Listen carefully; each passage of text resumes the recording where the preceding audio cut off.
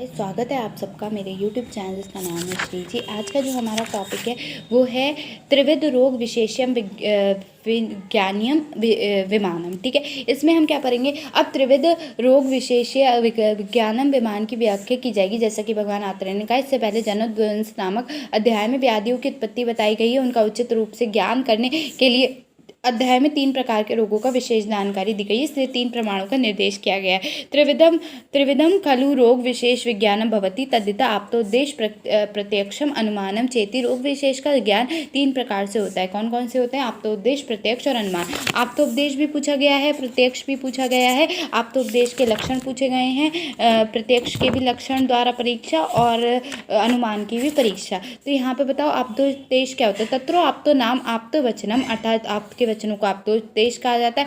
आप्त हृदय वर्ती स्मृति विभाग विवादो, यहाँ पे क्या पता है, आप पुरुष तर्क से रहित तथा निश्चित ज्ञान वाला, स्मरण शक्ति संपन्न तथा कार्य और अकार्य करने वाला के विभाग को जानने वाला, जो किसी भी प्राणी के प्रीति अपात अर्थात राग द्वेष से रहित हो, वे इस प्रकार के व्यक्तियों का आतप मानता है। इन गुणों से युक्त होने के कारण जो वचन कहते हैं वे प्रमाण माना जाता है, और मत वाले पागल मूर्ख इन वचनों को दुष्ट हो अथवा अदुष्ट हो तो प्रमाण माना जाता है। प्रत्यक्ष का अनुमान का लक्षण, प्रत्यक्ष का लक्षण तो यहाँ पे लक्षण भी बता दिए गए। ठीक है, प्रत्यक्ष का क्या लक्षण होता है। प्रत्यक्षम तु खलु तद्यत स्व इंद्रिय मनसा च उपलब्धे, जो वस्तु स्वयं इंद्रियों और मन के द्वारा जानी जाती है वह प्रत्यक्ष जाना जाता है। अनुमान युक्ति की अपेक्षा रखने वाले तर्क का नाम अनुमान होता है। उसके बाद क्या है, प्रमाण 2 या 3। त्रिविधम तस्मिन् ज्ञानम पूर्व आप्तोपदेश ज्ञानम, यानी कि इन 3 परीक्षाओं में सबसे पहले आप्तोपदेश का ज्ञान होता है, उसके बाद प्रत्यक्ष का अनुमान, उसके बाद अनुमान का ज्ञान होता है। यदि पहले ही उद्देश्य न किया जाए कि किसके प्रत्यक्ष अनुमान की परीक्षा दी जाएगी, इसीलिए ज्ञान संपन्न वैद्य के प्रत्यक्ष अनुमान, ये 2 प्रकार की परीक्षाएं अथवा आप्तोपदेश को लेकर 3 परीक्षाएं। आप्तोपदेश के ज्ञेय क्या होते हैं, तो यहाँ बताया गया बुद्धिमान वैद्य रोगियों की परीक्षा करने के लिए इस प्रकार उपदेश करते हैं। एक एक रोग को ऐसे प्रकरणों वाला होता है, ऐसी प्रकृति वाला, ऐसे कारणों वाला, ऐसे स्वरूप वाला, ऐसे स्थान वाला, ऐसी वेदना वाला, ऐसे लक्षण वाला, ऐसे शब्द स्पर्श रस रूप, ऐसे उपद्रव वाला, ऐसे वृद्धि स्थान और क्षय वाला, ऐसे भविष्य वाला, ऐसे नाम वाला और ऐसे योग का। इसका जानना चाहिए। इस रोग से इसे दूर करने में चिकित्सा होगी या इस रोग की विकृति होगी, यही उपदेश से जानते हैं। ठीक है, प्रत्यक्ष के द्वारा परीक्षा, तो प्रत्यक्ष के द्वारा रोगी की परीक्षा की इच्छा करने के लिए इंद्रियों के रस ज्ञान के छोड़कर सभी के शरीर में रहने वाली इंद्रियों की परीक्षा करनी चाहिए। श्रोत द्वारा परीक्षा कैसे करोगे, आंतों का बोलना, संधि अंग पार्श्वों का बोलना, स्वर भेद से अन्य भी जो शरीर में होने वाले शब्द हो उन सभी का परीक्षा कान से करना। चक्षु से कैसे करोगे, वर्ण आकार प्रमाण छाया शारीरिक स्वभाव अवस्था विकृत अवस्था, जो भी कोई नेत्र विषय हो यही उनकी परीक्षा होती है। रसना अर्थात अनुमान द्वारा परीक्षा, रोगी की परीक्षा के जिह्वा इंद्रियों के विषय रस का ज्ञान अनुमान समझे उसके प्रत्यक्ष रूप से नहीं की जा सकती, इसीलिए रोगी पूछकर ही जानना चाहिए कोई रोगी के मुख का स्वाद कैसा है। जुए लीक और जंतु शरीर से लग के आए तो शरीर का रस विकृत हो जाता है। मक्खियों के शरीर पर अधिक बैठने से शरीर का मीठा रस पता चलता है। रक्तपित्त के संदेह में शुद्ध रक्त है या रक्तपित्त रक्त है, इस पर उसे अन्न में मिलाकर कुत्ते या कौवे को खिला दें, यदि खा जाए तो शुद्ध रक्त है और यदि ना खाए तो रक्तपित्त का अनुमान करना चाहिए। इसी प्रकार शरीर में रसों की परीक्षा अनुमान द्वारा की जाती है। घ्राण की परीक्षा कैसे करोगे, सूंघाएंगे कि ये कैसा, उसको कैसी गंध आ रही है। ठीक है, स्पर्श में कि अगर खर तो नहीं है,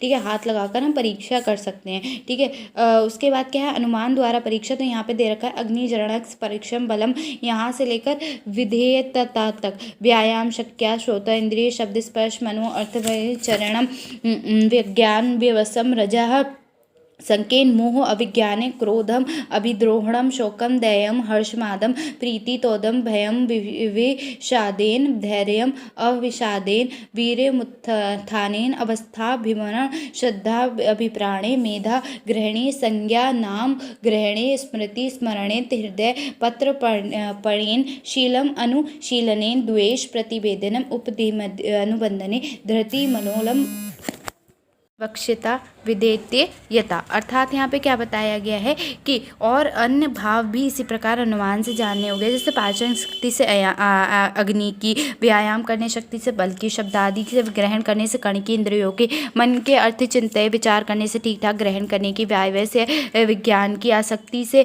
रजोगुण की, अज्ञान से मोह की, द्रोण से क्रोध की, दीनता से शोक की, आमोद प्रमोद से हर्ष की, संतोष से प्रीति की, विषाद से भय की, अविषाद से स्थिरता की, उत्साह से वीर की, भ्रम न होने से मन की स्थिरता की, किसी वस्तु की इच्छा से श्रद्धा की, विषय ग्रहण से मेधा की, नाम ग्रहण करने से संज्ञा की, स्मरण शक्ति से स्मृति की, लज्जा करने से लज्जा की, लगातार अभ्यास करने से स्वभाव की, मन से द्वेष की, परिणाम से कपट की, लालच न करने से धृति की, आज्ञा मानने से वश्यता की, वह प्रेम साथ में रोग के कारण परीक्षा काल देश उपशय लक्षण और वेदना से द्वारा की जाती है। जिन व्याधियों का लक्षण गुप्त है उनकी परीक्षा उपशय और अनुपशय से की जाती है। उपचार से अनुसार दोष की मात्रा जानी जाती है। अरिष्टों के द्वारा आयुष्य की परीक्षा की जाती है। अरिष्ट क्या होता है? मृत्यु सूचक जो होते हैं, ठीक है। उसके बाद यही बताया गया है, परीक्षा का फल बताया गया है कि विद्वान पुरुष आप्तोद्देश्य प्रत्यक्ष और अनुमान के द्वारा रोगी को ठीक ठाक परीक्षा करनी चाहिए। अर्थ को ठीक करने के लिए विद्वान वैद्य को सभी प्रकार के जितने संभव हो सभी चकने रोग निश्चय करने में और उसके बाद चिकित्सा करने में बुद्धि निश्चित करे, ठीक है। कार्य को तत्पर निश्चित हो जाने के बाद पुरुष किसी भी विषय को निश्चित करे में असफल नहीं होता और वह मोहरहित पुरुष अमोह से उत्पन्न होने वाले फल को नहीं प्राप्त करता। जो तत्व जानने वाला विद्वान ज्ञान और बुद्धि रूपी दीपक को लेकर अपने कार्य क्षेत्र में या रोगी की आत्मा में प्रवेश करता है, वह चिकित्सा करने में सफल नहीं होता है। तो यहाँ पे ये कंप्लीट हो गया, ठीक है। अब मिलते हैं आपसे नेक्स्ट चैप्टर में।